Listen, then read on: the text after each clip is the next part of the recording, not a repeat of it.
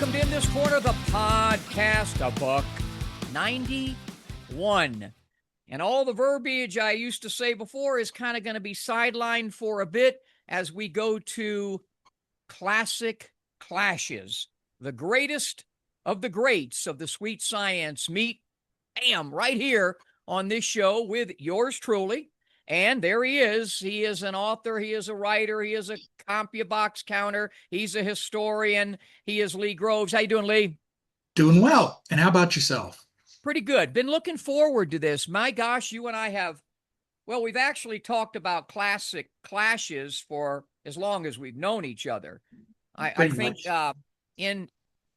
that boxing lends to, this revisiting history or, matching greats up better than any other sport, better than football, baseball, basketball, and even some of the individual sports like, tennis and golf. You don't hear too many people comparing, let's say, Nicholas to Tiger Woods. You really don't. They don't match them up head to head. There might be somebody who thinks, well, I still think Jack is the best because he had the most, majors, or I think Tiger was better because he had more athleticism. But you don't hear it that often. But with boxing, you hear it every single day. And because of my attitude toward the sport today, because of where I'm at today in life and in boxing, being a guy who's been around 50 years and the little boy with Ali who fought professionally, who put together the radio show, and In This Corner, the television show that's been on 22 years. And I've been lucky enough to host the Hall of Fame for a decade. And you, who've been around the sport nearly as long as me and covering it and writing about it and CompuBoxing it and everything that you've done. Yeah. I think it's the same for you. So we often talk about this, but now we're going to do it. And the classic clash number one, I think, is a great one that we have today. It's the Hawk, Aaron Pryor, taking on Sweet Pea, Pernell Whitaker. And we're going to do it at a weight that's a little bit, in the middle, and with the age somewhat in the middle. So we've adjusted some things to try and bring out the best of the Hawk against the best of Sweet Pea as I toss it to you here. Yeah, it's a fascinating matchup. And one of the reasons why it's so fascinating is because of the contrast in styles and in mentality.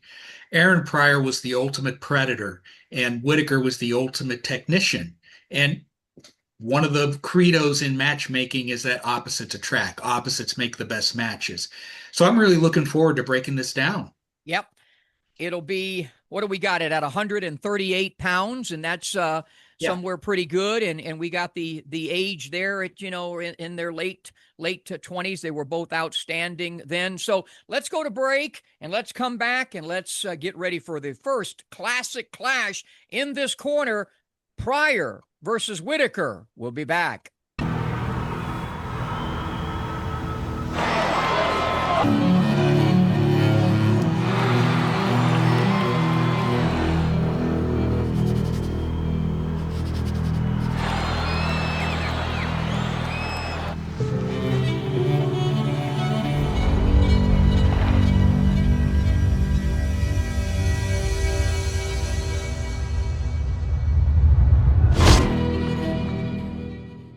Back in this corner of the podcast, 191, but number one, classic clashes. It's Pryor, it's Whitaker. When I came up with this one, and I know you were intrigued right away because you had even told me that you had never, ever heard anybody bring up these two, matching them up against one another. No. And as we dug a little deeper and saw these guys, you talk about matching up equally. Take a look at the tail of the tape there. And just by looking at that, you can see how closely these guys match up. Now, what we're going to do a little bit later on is we're going to really dig deep and break it down and go into different skill sets and keys to victory for both fighters. But before we do that, talk about these two all-time greats and Hall of Famers. Yeah, let's start with Aaron Pryor. And before I go into the breakdown, I want to tell you a little known fact about Pryor concerning his nickname, the Hawk. Many, including myself, thought that the nickname was to equate himself with the bird of prey. But Pryor said in a 1982 New York Times profile that the moniker was actually in honor of a very close friend and confidant named Ken Hawk. I actually met Hawk one year over at Graziano's during International Boxing Hall of Fame induction weekend. We had a pretty long conversation, and he confirmed that story.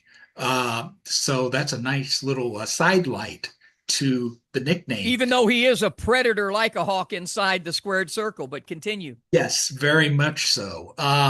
Pryor fought from 1976 to 1990, and he compiled a record of 39-1 with 35 knockouts, with the only loss being a seventh round TKO against Bobby Joe Young.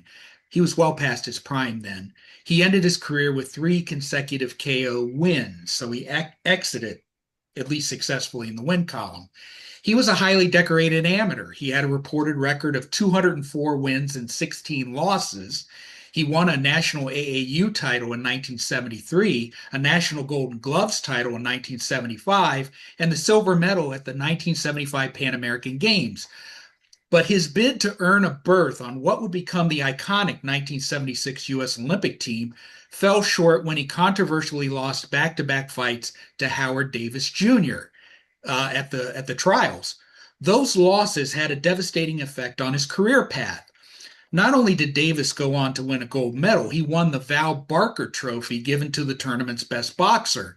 And that in turn garnered him a TV contract from CBS upon turning pro. Meanwhile, Pryor was forced to take the long, hard road to stardom.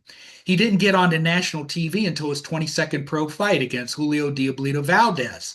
And though he was highly ranked at 135, he couldn't get a title shot against either WBA champion Hilmer Kenty, who Pryor beat several times in the amateurs, or WBC counterpart Jim Watt because of the threat that he posed.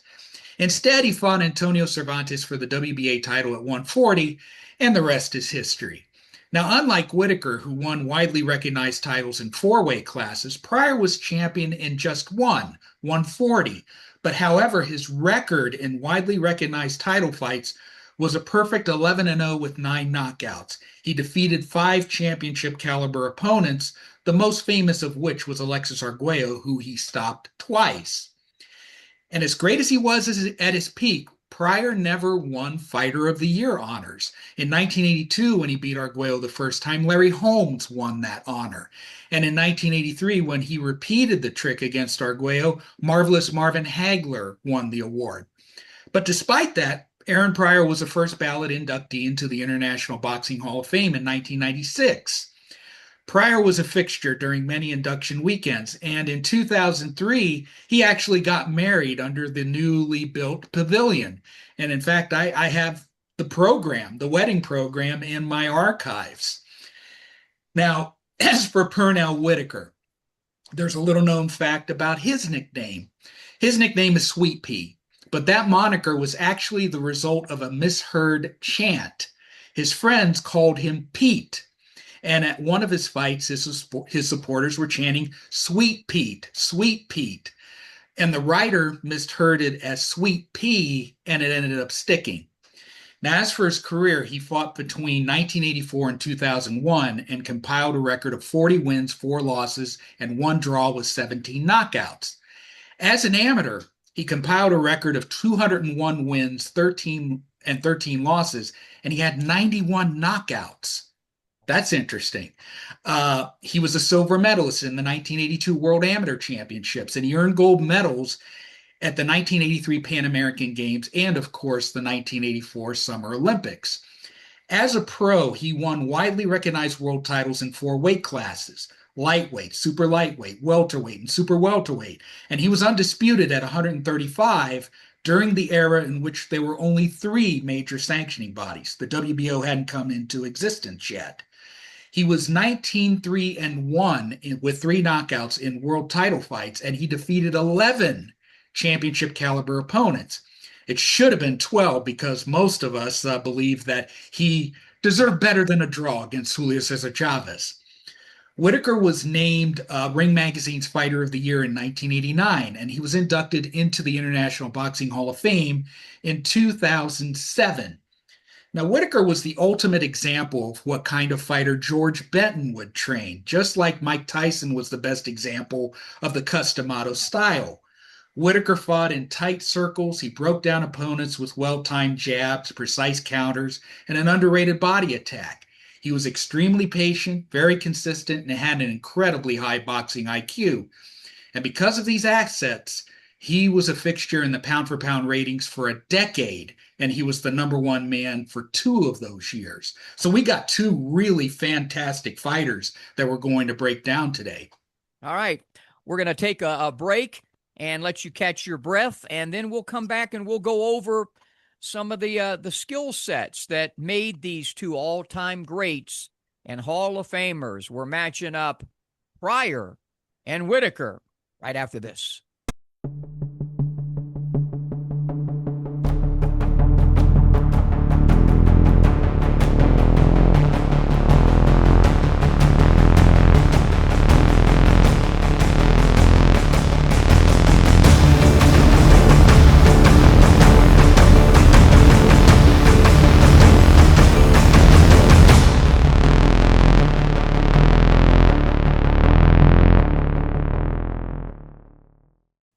Back in this corner of the podcast, 191, the classic clashes. Try to say that 3 times fast. It's kind of difficult, but it's also difficult to match up Aaron Pryor and Pernell Whitaker. So evenly matched as we've already chronicled.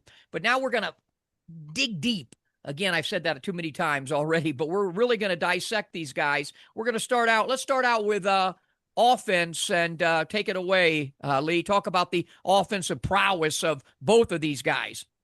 Yeah, one of the things that you really did very well is that you compiled a chart that discusses all of the aspects of their styles that we're going to cover. You're probably looking at it right now, and we are going to start with offense.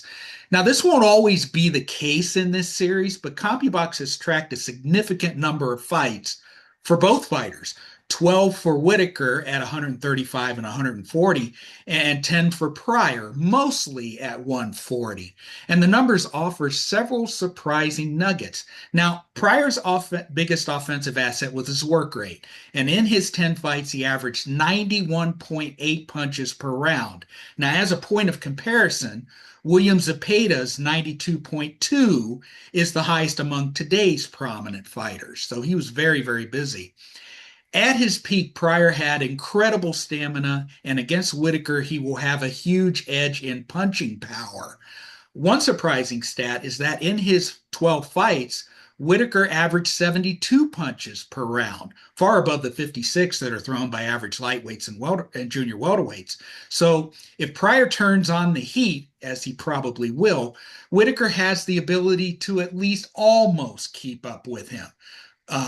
Another thing that struck me was their accuracy.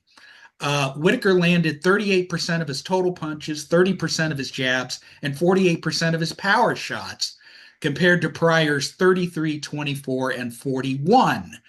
Whitaker landed 12 jabs per round, and he was a dedicated body puncher. For in the 5 fights that track body shots separately, 31% of Pernell Whitaker's total connects hit the flanks, somewhat above the 29% CompuBox average. Pryor, on the other hand, was more of a headhunter. Only 19% of his connects hit the body.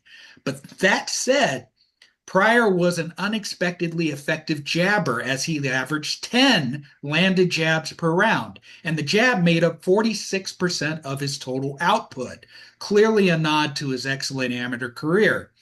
So while both are excellent on offense in different ways, I would give the edge to Pryor. Yeah. What are your thoughts? Yeah, same here. Same here. He better combination puncher, so unorthodox, a lot of hand speed mixed with power, which will lead to some of his frailties later on. But definitely offense, I would give the the edge to Pryor as we shift to defense. And I think we know where that one's going to go. Yeah, this is the category that most clearly favors Whitaker. Whitaker was a defensive master, and although he saw more incoming fire from his opponents than Pryor did, 59 and a half punches per round to 52 and a half for Pryor, Whitaker only got hit by 23% of their total punches, 13% of their jabs, and 28% of their power shots. All of those are outstanding numbers.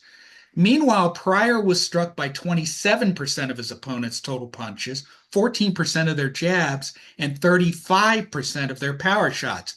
That last figure, 35%, is a point of concern for me. Pryor was an easier target than Whitaker, especially when it comes to power shots. And given Whitaker's extraordinary precision on offense that we detailed a minute ago, and his far superior defensive skills, his defense gives him a leg up on Pryor. So I vote for Whitaker here. His defense would give him a leg up, a couple of legs and a couple of arms and hands up on perhaps anybody in history. And he certainly feels that way. Listen.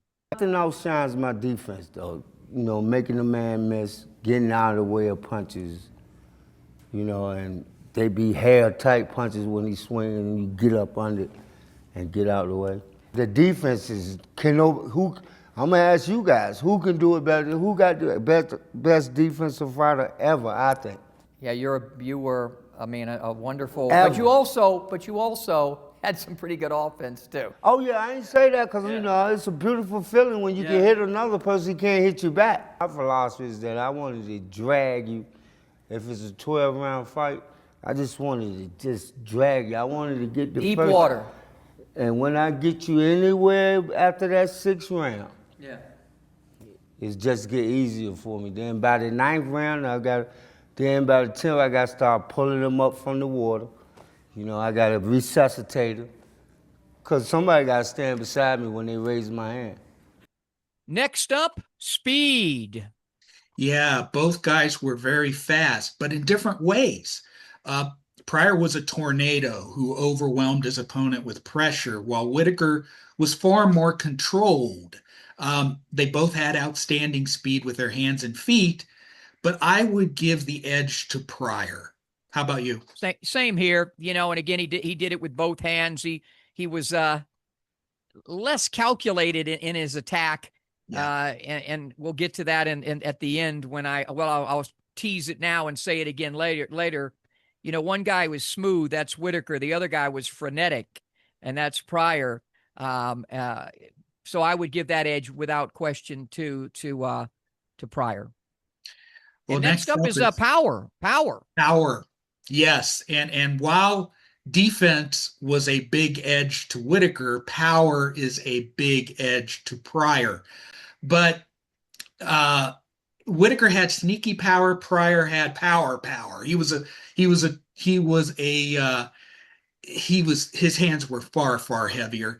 He didn't score a lot of one-punch knockouts in his prime, but his ability to string together power shots was extraordinary. And that was pretty much how he took out Alexis Arguello the first time. Yeah, and you know, I had the opportunity to interview him at the International Boxing Hall of Fame. I interviewed him several times, but we did an entire episode with him, including an in-ring, and here he talks about the finish of the great Alexis Arguello. 14th and final round of that fight. You back him up, you hit him with a combination. He backs against the ropes. Show us how you finished off Alexis Arguello with 20 straight punches at least. Yeah, well, here we is in the 14th round in the Orange Bowl. It's hot, it's 100 degrees. We're in the 14th round, and I'm mad. I'm still mad. So I come in with Arguello. I come in with a boom. I call him with overhand right. He goes back to the ropes. I come ready and boom, boom, boom, boom, boom, boom, boom, which that's what I used to do. But what a great champion. I mean, you know, 15 rounds is a long time. Ladies and gentlemen, give it up for one of the great fighters, the Hawk, Aaron Pryor. All right, next up, the legs of these two fighters, and both of them had great legs in their prime. Yes, they did. Both are very strong in this category. But I give the edge to Whitaker because he was far more dependent on his legs than Pryor was on his. You would see Whitaker duck down into a crouch as a show-off move, and then after doing that, he immediately sprang up and resumed applying his game plan. He needed leg strength to do all the pivots that he did and to maintain his preferred distance, while Pryor used his legs to propel himself forward, and if need be, he could go side to side. But I do give Whitaker the edge here. How about you? It's almost a toss-up, but I mean, I agree with what you said. It takes more strength, leg strength, to do what Whitaker did. So I would give him a slight edge there as well, which lends to dexterity. Dexterity. One of my favorite words. Yeah, it's a really good word. Again, both guys size up really well in this category, but for different reasons. But I would give the edge to Whitaker for the same reasons I gave it to him for legs. In order for him to apply his defensive skills, he needed to be more dexterous. More moves, whatever. Pryor, great dexterity. He showed that off against Arguello in both fights. He showed it off in all of his fights. But how about you? Yeah, I agree with you, but I'm going to call it a draw on that one. They both would get a check mark because what you just said about Whitaker was 100% spot on. But you got to understand something. Pryor, in just a moment's time, can go from coming forward, going backwards, turning side to side, moving, using the entire ring. And so he was able to do it all. What Whitaker did, he did so well. But again, it's like a toss-up in that category as we go to one where, well, I think we'll get to have the same check mark on chin, because for me, I have to give it to Whitaker just because of the Pryor getting knocked down so many damn times, and it usually wasn't because he had a weak beard. It was because of his symmetry and his lack of balance and his, frenetic way of fighting. So on that one, because of those reasons, I would give the edge. I mean, how many times did we even see Whitaker severely hurt in his career? Right. Wasn't really until later in his career. He did get dropped by Roger Mayweather in an early pre-title fight, but it was a long time before Whitaker hit the canvas again, I believe. Pryor, you're right. I mean, Pryor suffered flash knockdowns against Antonio Cervantes, Akio Kameda, and Duwan Johnson. But against Arguello, his chin was incredible. He took flush shots from a Hall of Fame knockout puncher who proved he could still hit hard at 140. Dial up Arguello's fight against Kevin Rooney, and you'll see. Billy Costello, he knocked out at 140. I don't know if the black bottle that Panama Lewis mixed had anything to do with his real durable chin against Arguello, but all we can go on is what we saw that night. And one piece of evidence in Pryor's favor is that he didn't have that black bottle in the Arguello rematch, and his chin held up fine. Who could ever forget that one shot that he took at the fight in the Orange Bowl, and him and I talked about it inside when we did the in-ring segment, his head going straight back, and he said he was looking up at the moon over Miami, there in the Orange Bowl. But once again, both of them really had excellent chins, but they had other stuff that really probably kept their chin out of harm's way for the most part, although Pryor would definitely have those issues. As we go to ring generalship. Well, before I move on to that, I do want to say that the fact that he never went down against Arguello, the best opponent of his career, tells me that those flash knockdowns in those earlier fights were the result of carelessness, not structural weakness. He was a little reckless in his offensive pursuit. Absolutely. Ring generalship. Yeah, and I did give the mark to Whitaker. Ring generalship. To me, ring generalship is a fighter's ability to make his opponents fight his fight, and both were excellent in this regard. Pryor forced opponents to constantly be on defense and to hope that they could catch him with something coming in, while Whitaker was able to induce long-range boxing matches. I would probably give the mark to Whitaker because ring generalship was the big reason why he was so successful in so many weight classes. He didn't depend on power, he depended on ring IQ. Pryor could make his opponents do what he want them to do, but it was physical more than IQ or anything. Yeah. What are your thoughts? And it might be what gives that category, which is so important and so overlooked in today's boxing, might be the reason why, one or the other would win or lose, because Pryor's ring generalship was dramatic and emphatic, whereas Sweet Pea's was subtle because of the defense, and he could bore you because and yet dominate at the same time. I don't think he was given credit for being so damn good defensively. So what I would say again is I really, they're so different, but yet both so good. They both had brilliant ring generalship. No advantage either way, other than I think what Pryor would do would be more dramatic and emphatic, and would that show on the scorecards as we go to any intangibles that you think of with either one of these guys? Well, you know what? I see the word intangibles as the manifestation of assets beyond just the physical. How does a fighter react when he's under duress? Can he dig himself out of tough situations? And how much heart does he have? Pryor showed resiliency by bouncing back from all those flash knockdowns and knocking out those opponents. He showed it by taking the fight to Arguello both times. He wasn't afraid of the power that Arguello presented. And he never showed fear at all, given the risks that he took. Pryor wasn't beaten until very late in his career, and that ending was very, very strange. It was against Bobby Joe Young. He was floored by a heavy right hand. He leapt to his feet, as he always did, in a very off-balance manner, and then he suddenly dropped to a knee, crossed himself twice, and allowed himself to be counted out. But in his prime, he had very strong intangibles.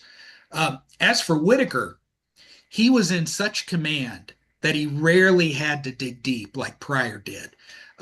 His display of grit didn't take place until much later when he fought Dios Bellis Hurtado. There, he was dropped in the first round, floored again in the sixth, was penalized a point for rabbit punching, and he was down on all three cards going into the 11th. His title was in danger. Knowing this, Whitaker turned on the jets and hammered Hurtado with a series of left hands until the referee stopped the fight. Now, that told me that Whitaker probably had that resiliency in him. That was the word. Along. Yeah. But his dominance was such that he didn't have to bring it out until then. Yeah. This is a tough pick, but I would give it to Whitaker by a smidge. I give it to Whitaker for some of what you said, but really, I'll just say one name, and there's more. George Benton is why he had a better corner. He had a better corner, and that's an important intangible for me. You got Duva yelling and screaming and whatever, but you got George Benton. George Benton, one of the great trainers ever, teachers ever. And I think, and I had many a great conversation with him, including a very memorable one at the bar in San Antonio after one of the worst draws I've ever seen, where I thought Pernell Whitaker dominated Chavez and put on a great display. So the intangibles, I'll take the corner and I'll give it to Whitaker as well. As we go to, you and I were going back and forth on this weakness thing. And, you might say everybody has a weakness. All fighters have a weakness. I've already said it about Pryor. It was, he was just reckless at time in life too. And both of them were in life, but he was reckless, and that would get him in trouble. And you can say, well, he always bounced back, but you know what? If in a fight like this, a knockdown, getting reckless and losing a couple of points could be the difference. So I would say for him, it would be that. And for Sweet P, it would only be what George Benton told me. When you got a guy going, you don't have to go for the knockout. That wasn't his style, but really put some exclamation points on things, exclamation points by throwing, serious combinations when you got a guy. Sometimes he would pose and look pretty, and you could hear there's if we had it, I would love to. George Benton would be yelling and cursing, MF this and MF that, hit him, and so that would be my thing.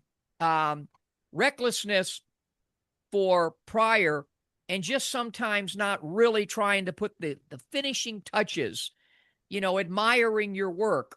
So for those, I would say that again, it's a toss up because they both have them, and they're more glaring for Pryor because of what happens. They're more subtle for Sweet Pea, which is again how these two match up. That's what I would say. I would interpret this category here is which man's weaknesses would cost him more in this particular matchup. And in this regard, for the reasons that you say, Pryor's lesser defensive skills, and especially when it comes to power shots, and his tendency to suffer flash knockdowns early, may cost him more than Whitaker's vulnerabilities, which were relatively few. But you pointed out a very good one about admiring your work, taking a picture, however you want to say it. So while Pryor gets the edge here, this is the one mark you don't want to have on this breakdown. So I went through and these 10 categories, and I had Pernell Whitaker edging in 6 to Pryor's 4. So you could take that for what it will, but that's how I size it up. Yeah, and again, with me, it's more about the comparables than a check mark, and I had some of the categories even. So going into this final round or segment of this classic clash between Pryor and Whitaker, I would have it almost even, and we'll come back and we'll give the audience our picks. Who do you think? Pryor, Whitaker? We'll come back.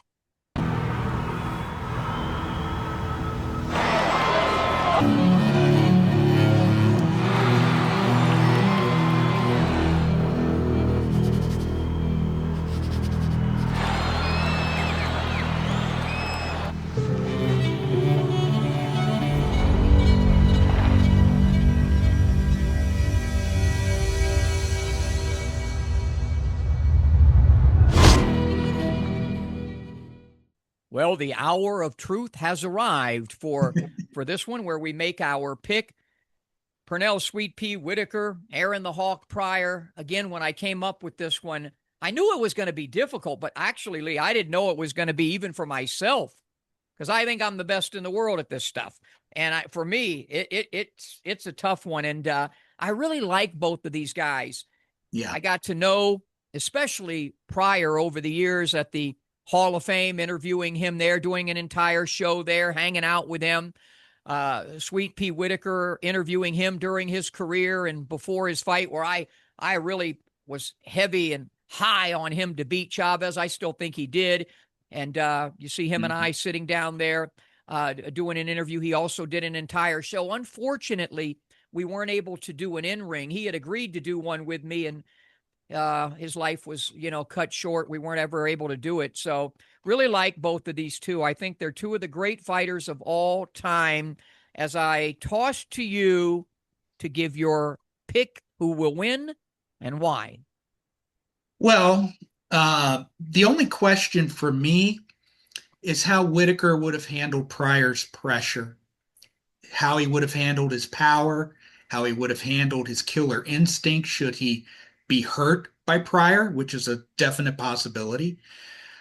I remember before the Antonio Cervantes fight, Gil Clancy reported that Cervantes told him that he liked guys who came at him. But Clancy said that he doubted whether Cervantes would face an opponent who would come at him the way Pryor would come at him. And Gil picked Pryor by KO even before the fight on the air. Yeah, absolutely he did. Pryor fought 2 southpaws in Akio Kameda and Sang-Hyun Kim. He dominated both of them. He stopped both of them. He did suffer a flash knockdown against Kameda, but he dominated otherwise. That tells me that the lefty stance didn't really bother Pryor very much, but neither Kameda or Kim were nearly as talented as Pernell Whitaker. Pryor was an absolute force of nature, and he would win a lot of these fantasy fights because of that.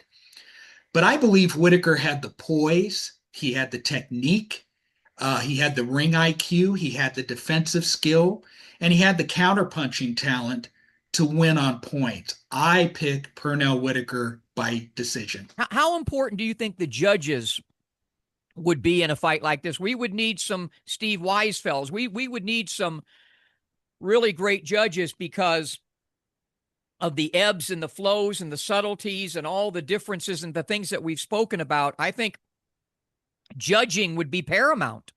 Judging would be paramount. And there's this thing called aggressor's derangement syndrome that I keep talking about. If the rounds are close, and in a fight like this, they're going to be very, very close. The guy coming forward seems to be the tiebreaker. And if anybody ever came forward, it was Aaron Pryor. So that is a possible caveat that can swing things his way. Which is why I pick Pryor to win this fight by a split decision. I think, he would do enough eye-catching stuff, much more than Sweet Pea, who did, again, you've got frenetic and you've got smooth. Mm-hmm. And it's a great, it's a great mix, a great matchup, but I think the eye-catching stuff of Pryor would do enough. And this one might be, if they fought 3 times, 1-1-1. I mean, I could even see, each guy winning and there being a draw, but I'm gonna pick Pryor because of the things that I said. I think it's an outstanding matchup, and this is where the reason I'm doing this. Certainly, we hope to edify and the folks, educate them on these guys and maybe things they haven't thought about in many, many, many years. It's good for my blood pressure as well. And as far as we feel that it's so important that we hear from you, from the fans. And with that, I'll toss it to you to tell them what we'd like. Well, what we would like to, we're divided as far as who would win this fight. And it turned out when we posted this fight on social media, the comments came flying onto the account. Fellow boxing writer Adam Abramowitz was the very first person to respond to the post, and he said Pryor would win because Whitaker would not let his hands go enough to win over the judges, just like we were saying, aggressor's derangement syndrome. Jack Platt on Facebook said, quote, "This is one of the great boxer-puncher dream fights of all time." He chose Pryor to win by 13th round TKO. Writer Matt Andrzejewski likes Whitaker. Curtis Johnson on Facebook said Whitaker was really good at stepping around aggressive opponents and countering. Yeah. He struggled with taller boxers who could jab and force a chess match. He thinks that it would have unfolded like Whitaker versus Chavez, And the thing that I discovered the most was that on X, most people picked Whitaker. On Facebook, the majority of people picked Pryor. But what we would like you to do, and these are 4 very important words: like, subscribe, opine, and suggest.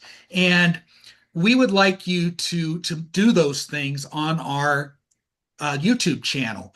You can comment about this episode, what you think, underneath the comment section. Next show, we will read the best comments from the YouTube page. And this is only the first of many. That we're running out of time, but that leads us to, we've already got our second classic clash with this one. Yes, this is one of the great fantasy fights of all time. And while we have a contrast in styles with Whitaker and Pryor, this one is puncher versus puncher. Big George Foreman versus Iron Mike Tyson. And this is a fight that will be explosive. It will be fun to break down. And we might have some help in order to study this fight. Well, how are we going to do that? Well, we have asked a guy who knows a lot about both men. He covered both men's careers. Hall of Fame broadcaster Jim Lampley has agreed to come on this show and help break down this fight and offer his thoughts. So that should be a lot of fun. That's going to be, that's one that I really look forward to. And again, what Lee said, tell us what you want. Tell us the matchups, give your opinions on my YouTube channel. Obviously, you're going to do it on social media. Lee does such a great job with putting together clips to promote all of this. But we want you to go on there and like and subscribe and opine and, again, make suggestions to us as well. For me, it's the versatility and the frenetic nature of the Hawk, Aaron Pryor, as to why I pick him to win the fight. Lee sees it the other way. He likes Sweet Pea. You know that at the end of the day, nobody loses because we get a chance to talk about these brilliant fistic phenoms, if you will. In this corner, the podcast 191, Pryor, Whitaker. So long, everybody.